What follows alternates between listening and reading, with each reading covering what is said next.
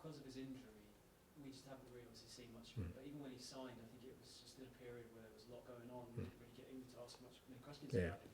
I mean, so we don't really know that much about it. Can you give a bit of an insight to what kind of character he is? You said yesterday he's been sort of silently working his way, through his rehab. I mean, is he quite a quiet guy, and how much did the dressing room particularly happy with him to have a night like that? I mean, at the end of the game, Basuma was pushing him to go. Yeah. No, he is. I mean, he's pretty quiet, unassuming, but again, one of these guys always got a smile on his face, very popular in the dressing room. I think the lads felt for him this year because, when you train with someone and you see the potential, because he's exciting. Like when he gets the ball, he does things that others, really can't do in that, running with the ball, taking players on, and, everyone felt for him, particularly, like I said, he got to move to a big club. This was going to be his time, and, he had got the injury, then he had the second one, which was worse. And whenever you're having surgery or, something major like that happen during a season, particularly in your first season in a new club, a young player, it's tough, But I get the sense with Wilson, under sort of that quiet, unassuming nature, he's a pretty determined young man. He knows where he's heading, and he's really ambitious. And I was super pleased for him last night. I mean, obviously, 2 goals, but just his general play, his link-up play. I mean, I know, the goal they scored was a stuff-up, but don't underestimate that he ran close to 70, 80 metres as a winger to intercept that ball. I mean, that doesn't go unnoticed by his teammates. They know that, this guy's working hard for a team. He's not just when we have the ball. When we don't have the ball, he's bought into sort of what we're doing. So, like I said, I think that's what you saw after the game. I think he's hugely popular. He's, very similar to Pape. They're just really nice-natured young men who go with the flow, but also have a inner determination to be the best they can be. And just lastly, yesterday, when you were talking about the significance of the result, you talked about the outside noise, which doesn't bother you, but the players and the club are aware of it. How difficult is it for you as the manager to try and keep it from impacting and influencing the dressing room? Look, it's always a challenge, and the reality is you're never 100% successful because, I'm sure, like I said, young people, particularly today, unless they kind of lock themselves away somewhere, are going to, it's going to infiltrate their world one way or another, whether that's through, social media or interactions they have with others. So, but I've said all along, I've never sensed at any point the playing group splintering or losing belief in what we're doing. I just haven't sensed that, and that's kind of important to me because I've said many times as a manager, particularly through tough situations, it can be a very isolating, sort of existence where you kind of feel like you're the only one sort of in the boat rowing in one direction. But I never got the sense of that with the players. So even last night, like I said, we kind of knew the significance of the night, not from the point of view of anything other than we wanted to progress because we think there's a great opportunity for us in Europe. But if things didn't go well, there would have been, the noise would have been amplified to nth degree. And I think the way the players handled all that last night shows that even if the outside noise is kind of infiltrating, because again, when you're looking at a game like last night and you're 1-0 down, you're thinking, well, if you don't score in the first 15, 20 minutes, how the players going to react? Because there can be a slight panic, but I just felt they handled it really well last night. Even though it was 0-0, they were still in control. We scored one, stayed in control, scored our second, stayed in control. And even when they scored, we went up and scored a great goal. So that shows me that they're handling it really well. And it's a credit to them. Like I said, it's not, whilst... Okay, it's a quarter-final of a European competition. It's not winning a trophy for this club. It hasn't happened often, so it's still a significant step, I feel. Tom? And just on a similar theme, you said on Wednesday that there are many jobs where you have to come in and answer questions about your future. I mean, how have you handled that in the last few weeks? And do you think the scrutiny here has been more than in your previous jobs? Yeah, scrutiny is more because there's more noise. But that doesn't mean it needs to affect you. Look, I've said many, many times that it doesn't concern me because I'm not really sure how people kind of perceive this role and particularly me as a person, that they would think that I would worry about tomorrow if there's a negative outcome. I just don't live my life that way. I don't speak that way. I don't think that way. I don't, my whole career, all I've ever done is just try and, I love what I do. I get up every day, take on the challenge, see what the possibilities are and keep moving. And so, yeah, there's a lot of noise and, I think there's always kind of two sides to that. One is, people there's some critical analysis of what I do. Others just like the story of a manager being under pressure. People get excited by that. Some people really enjoy that process for some bizarre reason, and the more they try and push individuals, whether it's me or anyone else, to that sort of position, then, generates for them whatever sort of satisfaction they get out of it. But doesn't infiltrate my world, mate. Irrespective of what happened last night, I still would have gone home and asked my kids how the concert went. My life goes on, mate. It's not that sort of overwhelming that I, feel the need to block it all out or to kind of react to it. Doesn't bother me. Do you think it's slightly, I don't know if personal is the right word, but do you think it's more intense because it's you, because of where you come from, and do you get that? If I say, look, if I say that, then people will just kind of see me playing the victim card, and I don't want to do that. But 100% there's an element of that. There's no doubt about that.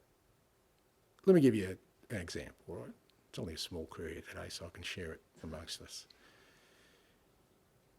Whatever profession you're a journalist, you're a plumber, you're a policeman, you're a lawyer, you're a doctor. You've been doing that job for 26, 27 years. Irrespective of whatever you do you reckon that person's got a pretty good idea about that job? Would you ever question his knowledge on that job? Would you ever question whether, every decision he makes he's thought about or experienced before? But then you might say, okay, but for 26 years, and if you survive for 26, 27 years, it means you haven't stuffed up too many times. And whatever you do, because if you're a plumber, then everywhere you've gone, if there's leaks, then you're not going to get another job. If you're a doctor and people are dying, then you're unlikely to kick on. So if you're doing it for 26, 27 years, he's got a fair idea about what he's doing. Now but then you might say, yeah, but, maybe he's just a grinder, But then if that person started pretty much on the factory floor of that industry, whatever industry it was, maybe you're a CEO or whatever, and he ends up in the position where the top 1% of his profession get to, then you've got to say, oh, okay, this guy must have something. You don't get to that from the factory floor, from the basement to the top 1% in your field. I'm talking about the level, I'm not talking about expertise. But then you might say, okay, but he's out of his depth now. Okay, well, but if you've taken a club that finished 8th to 5th in your first full year, you go, so when you put all that together and then you hear, like I said, he's out of his depth, he doesn't know what he's doing, he's got no idea, his methods don't work, his philosophy doesn't work. In any other industry, you wouldn't do that. You might be critical of his performance, but you wouldn't do that. But Google my name and get some headlines and just plaster them on a wall. And you would say, I don't think that fits somehow. But it does, because that's kind of where we're at. I guess people would say that the higher up you go in any industry, the more pressure and the more scrutiny there is. That's kind of the reward of... Yeah, correct. Yeah, that's right. But like I said, that there's a difference from that. So like I said, there's critical analysis of performance at every level. And like I said, as you get higher, there's bigger things at stake, for sure. But do you always say, like I said, forget football manager, forget me, just any other, would you say, but he's got no idea what he's doing. He's got no plan B. He's stubborn. His methods don't work. Like I said, he's out of his depth. But where does that come from? From people that probably, some weren't even born when I first started managing. I started in 1990, 6, 7. But now, what I do is, like I said, you've got to just accept that's part of the world I'm in, but I accept it. I don't have to sort of react to it. I can just sort of laugh it off because I just think it's ridiculous. And it doesn't change me as a person, okay? It doesn't change anything I do or what I believe or how I continue to go on. Because my career will go on. Everyone realises that whatever happens, my career will go on. So, yeah, that's a long answer, isn't it? Do you still enjoy it? 'Cause I remember you said... I love it, mate. No, but I mean specifically this period, 'cause I remember you said at the start, you actually, your favourite time kind of when you're... Yeah, no, I do. I love it. No, I'm not saying that sort of facetiously. I love the fact that, you know, there's a massive challenge there and people are doubting you and all that sort of stuff. I do love it. But I also think that some of it is just ridiculous beyond its nature of being anything other than just cheap, you know, and like very shallow in terms of, like I said, I'm not talking about critical analysis. I'm not talking about, you know, but, you know, oh jeez, I'm going on now. I got one more story, and then I'll let you go.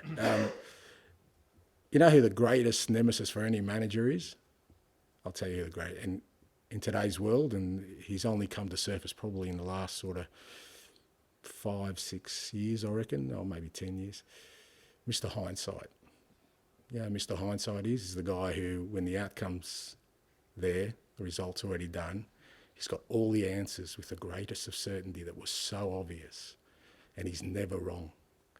And Mr. Hindsight will go out there every time and profess to be the, you know, the oracle of all oracles, because he just deals with what's happened after the event, never before. And there is such a massive Mr. Hindsight. I mean, the Killer should do a song about him. I'd definitely buy it. That's the one that just about every manager will go around. Nah, mate, you don't. You want to be critical or you want to have really strong sort of opinions about things. State them before the event. Make them really clear and stand by them when they're wrong, because I guarantee you they'll be just as wrong as any manager is wrong, probably more often. But there aren't many of those. There are some who if they don't do it before the event, after the event, will sort of always put a perspective on their analysis. But I see them, mate, and I hear them after the event. Oh, so obvious. Oh, how did he get that team selection wrong? Oh, It's just the results, isn't it? huh? That's just results. I mean, you say hindsight, but actually it's just outcomes. Yeah, but that's what I'm saying. But it's easy to deal with an outcome. Anyone can deal with an outcome. You don't need to be even understand football. That team won, that team lost. Oh, that team's better, that coach is better, those players are better, that system's better, those selections are better, those decisions are better. They were always going to be better. I could have told you that before the game. You never did, but I could have told you that before. Everything's obvious. So what's the point? So if it's just results, what's the point of having any analysis? All we'll do is, whoever won, you put a column there, you say, everyone write the same piece for that. Whoever lost, put a column there, write everyone the same piece there. These managers are under pressure, these managers are the best. And then flip it in the following week, because the results always go the other way. But anyway, mate, we should have had this offline. I've said too many things that I'm going to regret tomorrow or this afternoon. Yeah. And you face Fulham on Sunday. Yeah. The emergence of teams in recent seasons, but particularly this season, like Fulham, Bournemouth, Nottingham Forest, how much harder has that made Tottenham's ambitions, and how much more competitive has that made the Premier League? Not just Tottenham's, I think the whole league. I think, and it's no coincidence those teams aren't in Europe. I'm telling you, the player attrition rate for teams in Europe is going to catch up with everyone. And whether I know people kind of look at us, but ask any club this year that's in Europe. I've had a big fixture schedule and they've all got problems. Now, sometimes they're not as significant because it depends who they hit. You know, with us, I think they've hit significant players, which meant they've been sort of even more exacerbated. But, you know, I think it's probably affected a lot of clubs that are in Europe this year, their league form. and that's allowed teams, like you said, the very good football teams like Fulham and Bournemouth and Brentford and Brighton, Forest. It's pretty tight up there. Newcastle, all these clubs who, and particularly if they haven't had any sort of lengthy cup run as well, then it's a competitive league. But I don't think that's going to be any different from now on. I think for all clubs, the attrition rate is just going to increase if you're in Europe, and you're going to find more and more clubs, sort of either going up the table or falling down, depending on how healthy they can keep their players. Does that take a little bit of the credence away from the Premier League table and how it looks at the end of the season? If some of these teams have maybe had half as many games as some teams who are in Europe and have had cup runs, does that actually make the gold standard Premier League table 1 to 20 actually a bit less important maybe? No, I wouldn't say that. I still think there's a level of sort of performance you need to have there that, irrespective of kind of, but it does even up the field, I think, from that perspective. Now, obviously Liverpool have done really well to navigate both, for sure. But I think they're the anomaly. So I don't think it takes away from the achievement and I don't think it takes away from the Premier League. But like I said, I think what you've seen this year, I think actually started last year. I think Newcastle were badly affected last year, a couple of other clubs, and this year I think there's been more clubs. I know we've had a big focus, but there's other clubs that have been affected really badly by injury this year, and I don't think that's going to diminish.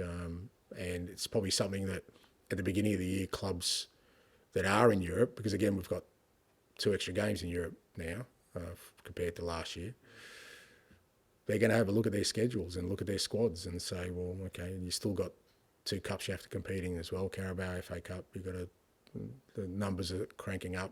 Players are having less time off in between seasons. I think there's some test cases. Will probably be one of them that clubs will look at and say, well, okay, how are we going to navigate all this so we don't fall into the same sort of position?